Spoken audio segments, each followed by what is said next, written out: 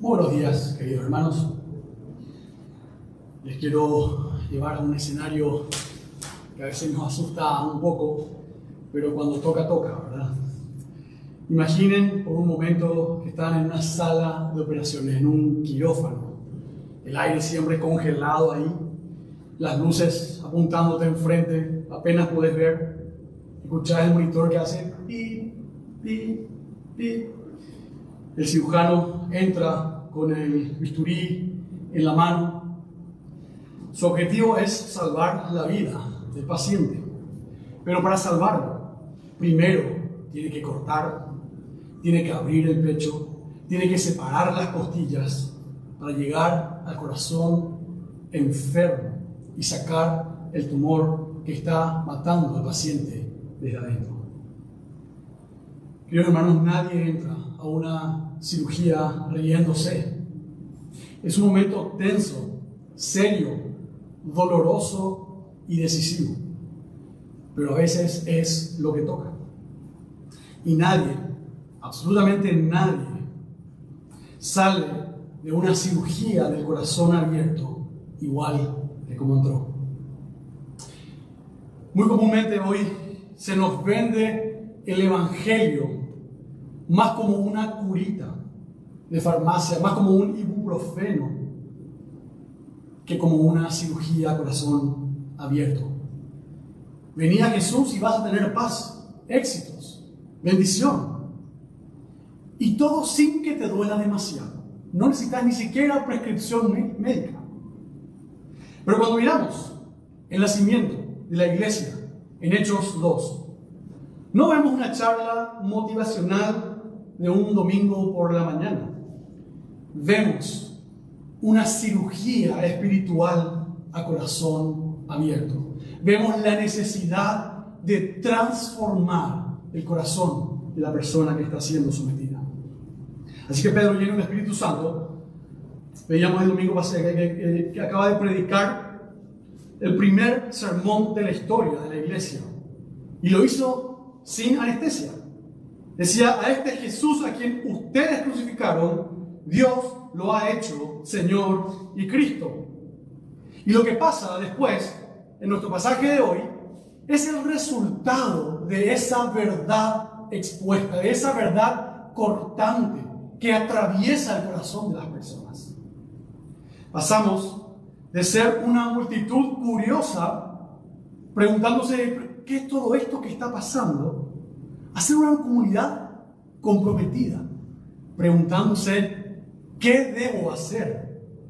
Hoy vamos a ver qué sucede cuando el Espíritu Santo usa la palabra de Dios, no para acariciar nuestro ego, no para mimarnos, sino para perforar y transformar nuestro corazón y nuestras vidas.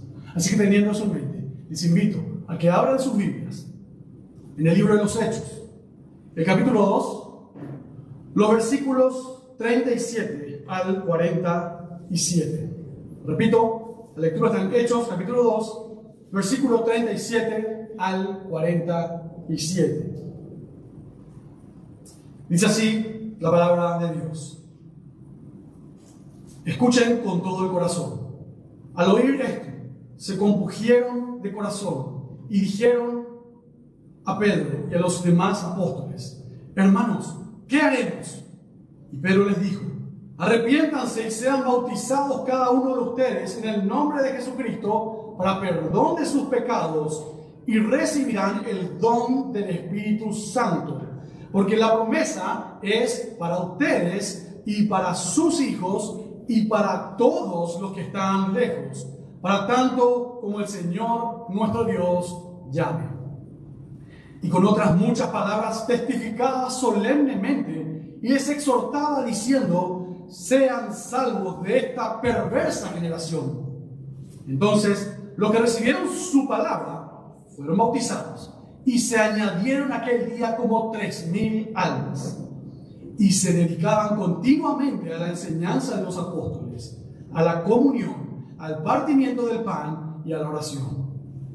Sobrevino temor a toda persona, y muchos prodigios y señales eran hechos por los apóstoles. Todos Los que habían creído estaban juntos y tenían todas las cosas en común. Vendían sus propiedades y sus bienes y los compartían con todos, según la necesidad de cada uno. Día tras día continuaban unánimes en el templo y partiendo el pan en los hogares.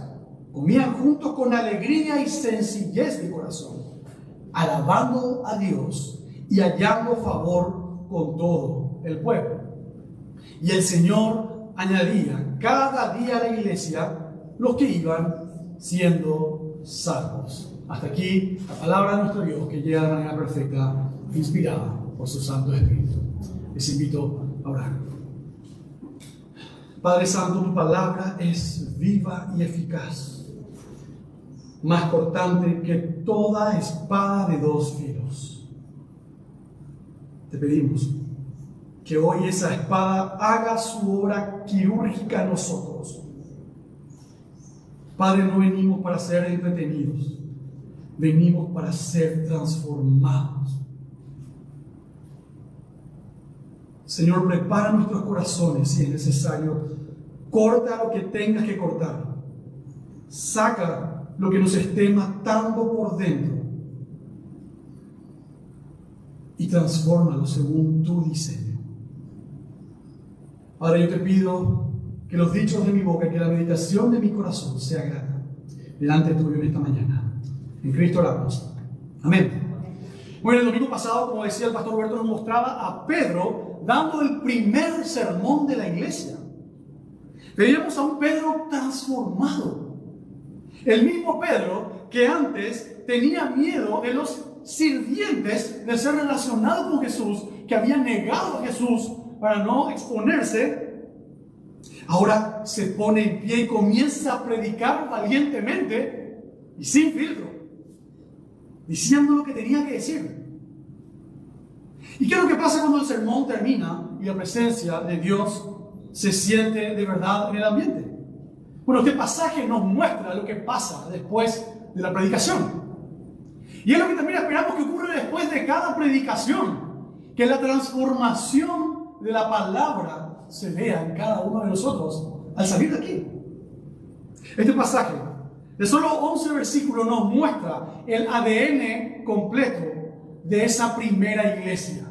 Es un escenario espectacular, una fotografía espectacular que nos muestra a esa primera iglesia llamada por nuestro Señor Jesucristo.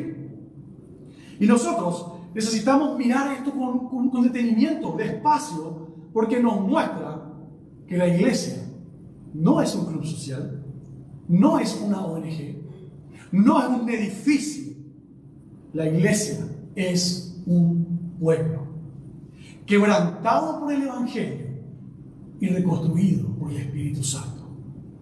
Y esta mañana vamos a trabajar en 3 puntos en el sermón.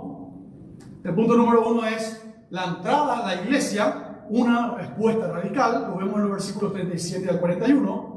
El segundo punto es la vida en la iglesia, una devoción radical, lo vemos en los versículos 42 al 45. Y el tercer punto es el fruto de la iglesia, un gozo radical, lo vemos en los versículos 46 al 47.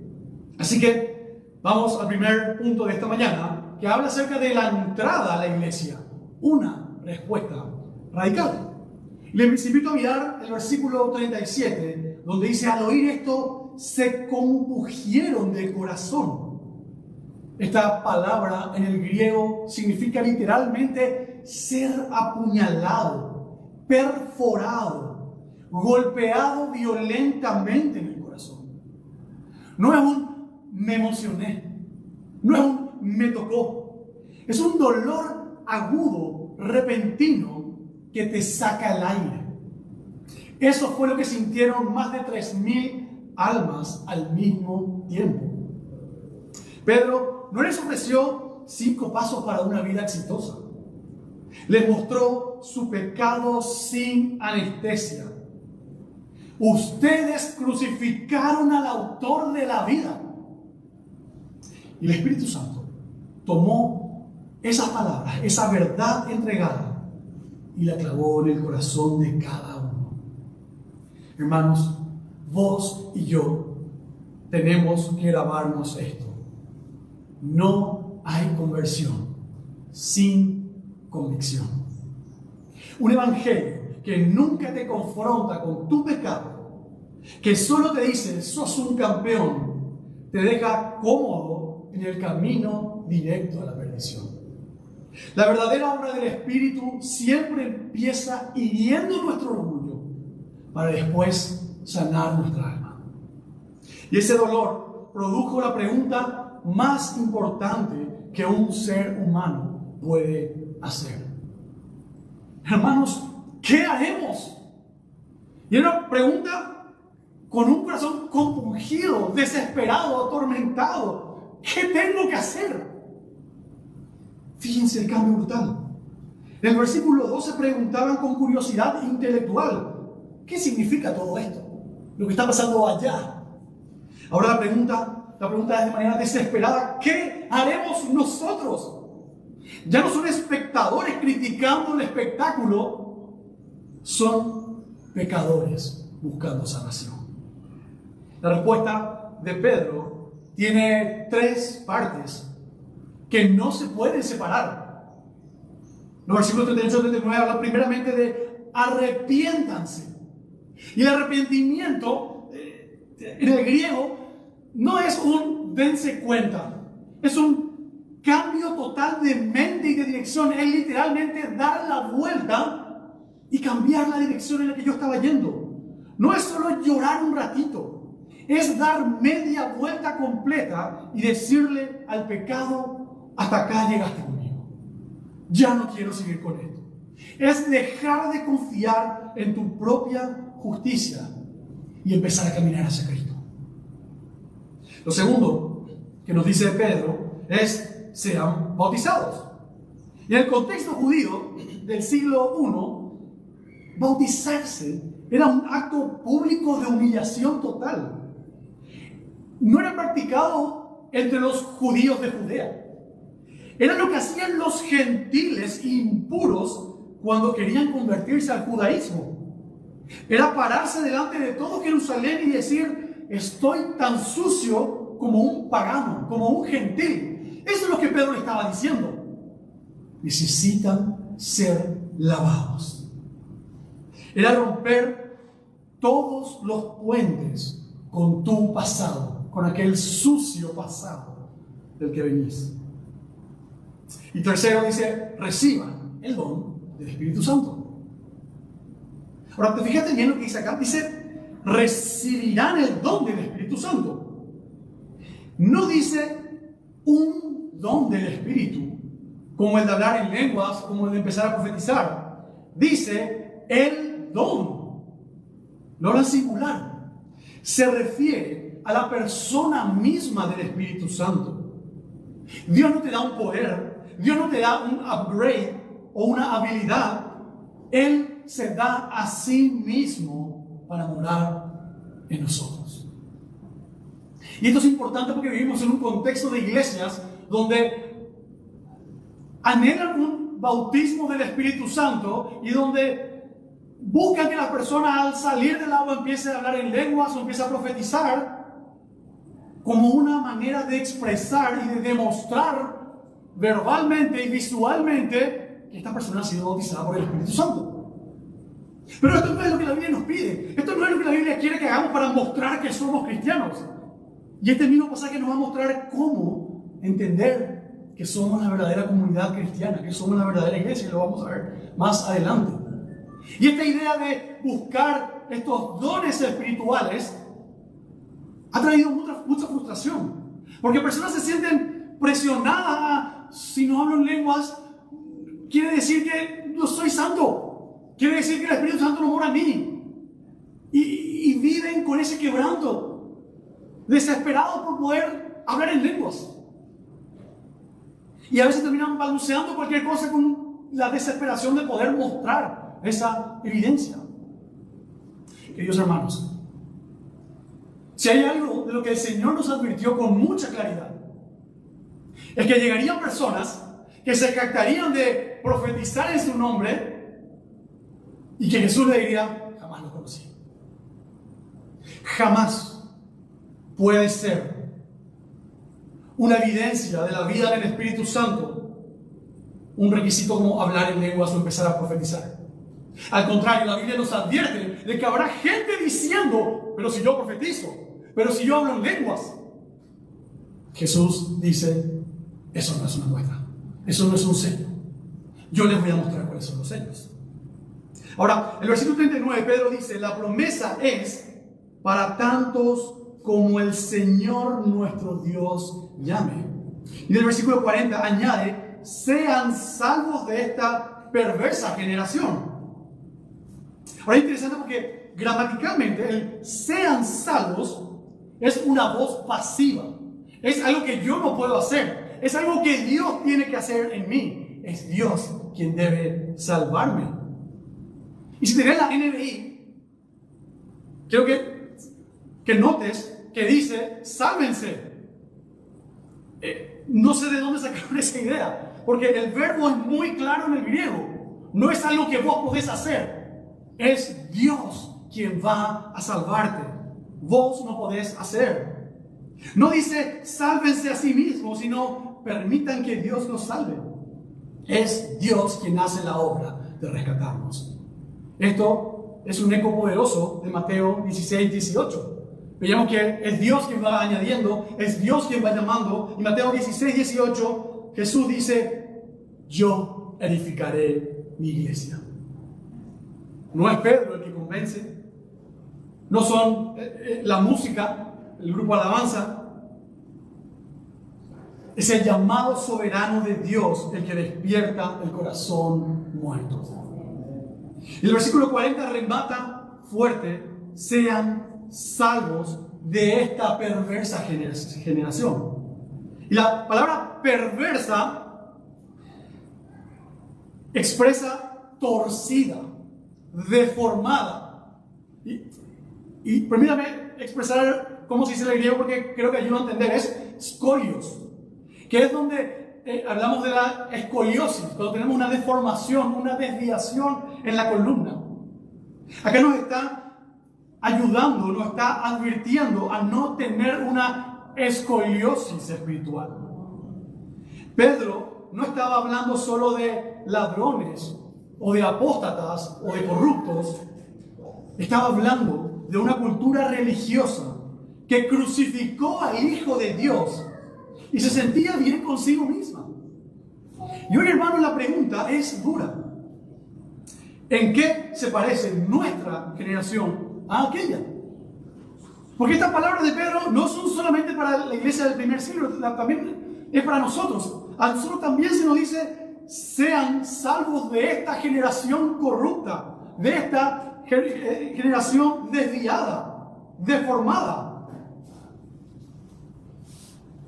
Pero ¿cómo vemos eso hoy en día?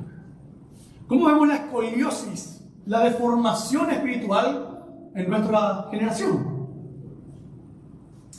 Vivimos en una sociedad que llama amor a lo que Dios llama pecado sexual.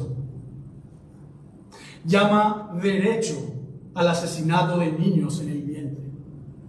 Llama progreso a la redefinición del matrimonio que Dios mismo estableció. Llama tolerancia a callar la verdad para no defender.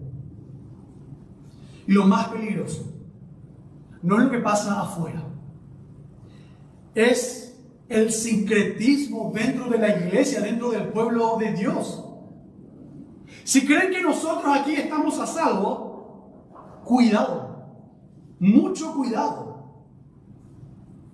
Creer en Jesús los domingos y vivir como el mundo el resto de la semana es mezclarnos con el mundo, es no vivir la realidad del Evangelio, es tener una escoliosis espiritual. Una vez escuché a un predicador diciendo, donde Dios planta una iglesia, Satanás pone una capillita. Mucho cuidado, hermanos, porque el enemigo está entre nosotros. La Biblia, en todo el Antiguo Testamento, era claro que teníamos que eliminar todo lo que era pagano, no mezclarnos con ellos. eliminar sus ídolos, eliminar sus animales, no ponernos en pareja con los impíos. Hoy vivimos relacionándonos con ellos en un sincretismo, nos mimetizamos con el mundo. En el año 312 después de Cristo, Constantino dice que vio una luz en el cielo y se convirtió. Al otro día, miles de soldados romanos se bautizaron en masa, pero la mayoría nunca se arrepintió de verdad. Como resultado, la iglesia se llenó de un poder político, pero se vació del poder espiritual. En Pentecostés no hubo un decreto imperial, hubo sentir del corazón, hubo compunción. Y por eso nació una iglesia que conquistó el imperio romano sin armas. El imperio romano hoy ya no existe, la iglesia de Cristo sí. Queridos hermanos, el evangelio no viene a maquillarnos el espíritu, el estilo de vida. Viene a matar al viejo vos y resucitar uno completamente nuevo. El segundo punto de esta mañana es la vida en la iglesia, una devoción radical. Bueno, vimos cómo es la entrada. Ahora, una vez que entraron, ¿cómo vivían estos 3.000 nuevos creyentes? El versículo 42 dice que se dedicaban continuamente a 4 cosas.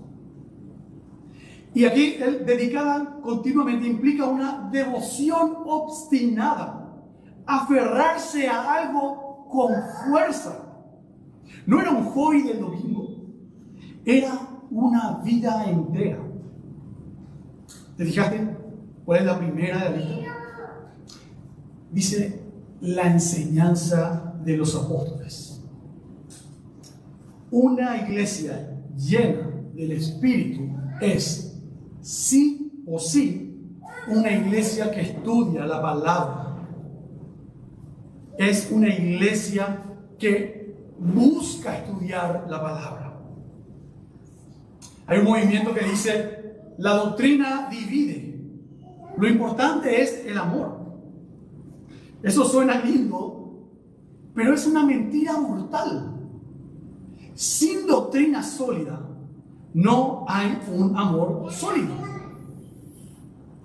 Escuchaba a un predicador, un pastor, hablando con otro pastor, donde decía que ellos no actuaban como una iglesia, no eran una iglesia, eran un grupo bien heterogéneo, donde había gente de diferentes iglesias, de diferentes trasfondos, incluso algunos católicos, algunos pentecostales, algunos metodistas. Y le decían, wow, pero ¿y cómo se mantienen unidos? No, somos espirituales.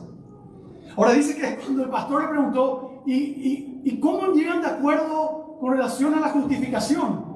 ¿Cómo entienden ustedes la obra de Cristo? A los 5 minutos empezaron a pelear. Es fácil estar unidos cuando dejamos nuestra doctrina estacionada afuera. Pero la Biblia nos llama a ser doctrinales, a tener un entendimiento de la palabra, a vivir unánimes. No podemos ser una iglesia unánime si ni siquiera estamos de acuerdo en lo que creemos. El segundo punto habla de la comunión. Y miren los versículos 44 al 45. Dice que vendían propiedades y bienes y los repartían según la necesidad. Ahora, esto no es un comunismo forzado. Pedro nunca ordenó. La Biblia jamás habla de este sistema económico comunista. Fue amor voluntario. Fue un amor tan grande que las cosas materiales perdieron importancia. Y esto parece algo tan lejano, pero permítame contar, en el año 2022, cuando empezó la guerra en Ucrania, muchas iglesias evangélicas abrieron sus casas, vendieron autos, terrenos, joyas para recibir a refugiados. Un pastor de Kiev confesó, descubrimos que tener un segundo departamento era menos importante que tener un hermano con vida. Eso es coinonía. Eso es comunión. Es darle más valor a mi hermano que a mi casa, que a mi auto, que lo que me sobra. Es poner a mi hermano en primer lugar. No en primer lugar, pero antes que mis bienes. Lo tercero que podemos ver en esta comunidad habla del partimiento del pan y la oración. Y aquí el partimiento del pan creo que se refiere indistintamente a compartir esa santa cena ordenada por el Señor, como también el compartir la mesa y la oración. Lo sagrado y lo cotidiano estaban mezclados, no se dividen. Ya no es una cuestión de esto es sagrado y esto es mundano. Ya no hay un trabajo secular y un trabajo misionero. Comían chipaguazú y oraban. Tomaban tereré y adoraban. Así sería la iglesia si era en Paraguay. La iglesia no era un evento del domingo. Era la familia con la que vivían todos los días. Una iglesia llena del Espíritu no anda buscando nuevas revelaciones. Se dedica con todo a profundizar en la revelación que ya se nos dieron. La doctrina de los apóstoles, la que encontramos en las Escrituras. Tercer punto de esta mañana es el fruto de la iglesia. Un gozo radical. Finalmente vemos el fruto de esta vida. ¿Qué es lo que produce una comunidad así? Produce algo hermoso y atractivo. Miren lo que dice el versículo 46. Dice, día tras día continuaban unánimes en el templo, partiendo el pan en los hogares, en el templo y partiendo el pan en los hogares. Ahora quiero destacar esto. La vida de la iglesia sucede en estas dos dimensiones. En el templo es un culto público y grande, necesario. Es la iglesia, es la asamblea de Dios reunida para adorarlo. Y también en los hogares, en lo íntimo, lo pequeño. No podemos ser un cristiano completo si solo sos un cristiano de domingo. La fe tiene que permear a tu casa, a tu mesa, a tu cena. ¿Y cuál era el ambiente en esos hogares? Dice que comían juntos, con alegría y sencillez de corazón. Fíjese cómo todo conecta. Una buena doctrina decanta en alegría. Una buena doctrina no es un tipo rígido, serio. La Confesión de Fe de Westminster enseña esto. El Catecismo dice esto. Una doctrina sana se ve en alegría, en gozo, en adoración. Cuando sabemos quién es Dios. Cuando descansamos en su soberanía, como vimos en el punto 1. Cuando no estás aferrado a cosas materiales, como vimos en el punto número 2, tu corazón se llena de sencillez y gozo. La amargura, la complejidad, el drama, la ansiedad por el qué dirán desaparece. Todo eso suele venir cuando nos alejamos de la verdad sencilla del Evangelio. Cuando vos y yo entendemos que Dios tiene el control y que nuestra identidad está en Cristo, podemos disfrutar de un plato de comida con los hermanos con una alegría que el mundo no entiende. Y el resultado final de todo esto está en los versículos 47. Y el Señor añadía cada día al número de ellos los que iban siendo salvos. Y quiero que subrayen esa palabra, añadía. Hermanos, escuchen bien. No existe un cristiano llanero solitario. Esa es una contradicción. Dios nos rescata individualmente, nos habla al corazón a cada uno. Sí, eso es cierto, nos llama por nuestro nombre, pero inmediatamente te añade a su cuerpo, a su iglesia. Si el Señor te salva, te añade a una iglesia, te pega a la comunidad, te hace un ladrillo de su edificio, una oveja de su rebaño. Si vos decís que amás a Jesús, pero no querés nada con su iglesia, hay algo que no encaja. La salvación te lleva inevitablemente a la comunión. Y fíjense que de nuevo, ¿quién hace la obra? El Señor añadía. Él es quien da el crecimiento. La iglesia primitiva no tenía estrategias de marketing, no tenía pantallas LED, no tenía redes sociales. ¿Qué hacían? Se dedicaban a la doctrina, se amaban radicalmente, oraban y vivían con gozo. Y Dios, al ver esa fidelidad, honró a su iglesia trayendo la cosecha. Ellos hacían lo que le correspondía, ser iglesia. Y Dios hacía lo que le correspondía, traer la salvación. Una iglesia que vive como iglesia no necesita atraer gente. La gente se siente atraída porque ve a Cristo, porque esa iglesia huele a Cristo. Hermanos, la pregunta de hoy es sencilla y personal. ¿Somos nosotros esa iglesia? Si hoy sentís esa puñalada en el corazón, si el Espíritu te está diciendo, estás viviendo a medias, estás mezclando a Jesús con el mundo, estás conviviendo más con el sincretismo de afuera, de esta comunidad perversa, la cirugía acaba de empezar. No rechaces lo que la palabra está haciendo en tu corazón. La misma pregunta que ellos se hicieron, tiene que ser la tuya. ¿Qué haremos? Y la respuesta de Pedro sigue vigente 2000 años después. Arrepiéntete, sé bautizado y recibe el Espíritu Santo. Ahora, si ya sos parte de la familia de Dios, pregúntate hoy conmigo, con toda honestidad, ¿estoy dedicado de verdad a la enseñanza de los apóstoles? ¿Estoy fanatizado? ¿Estoy realmente buscando con desesperación aprender más solo Él? ¿O estoy viviendo con reels en Instagram de 30 segundos donde un pastor da algunas palabritas? ¿Mi comunión ha tocado mi bolsillo, mi tiempo y mi comodidad? ¿O se queda en qué calor hace? Mejor me quedo. ¿Estoy dispuesto a recibir a mis hermanos sin tener la mejor mesa?